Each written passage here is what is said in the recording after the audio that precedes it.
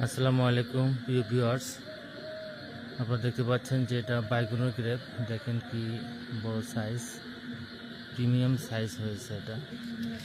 দেখেন আটি থকা আছে।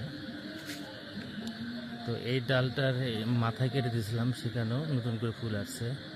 যদি আমি আপনাদের দেখাই, এই দেখেন এই যে নতুন ফুল আসছে এর মাথা দিয়ে। মাথা কেটে দিয়েছিলাম। তো আমরা জানি যে বাইকনের একটি ফলনশীল জাত, তাই ধারাবাহিকতায় যে এই ফলনটা হয়েছে। দেখেন যে একটি ডালে আবার দুটি থোকা বের হয়েছে পুনিং করার পরে।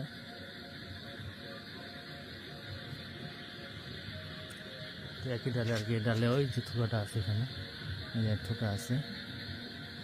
মাথাটা বড় হয়েছিল, এই জন্য কেটে দিয়েছিলাম। তো সেখানে দেখেন এই যে একটা থোকা, এই থোকা চলে আসছে। ধন্যবাদ, ভালো থাকবেন।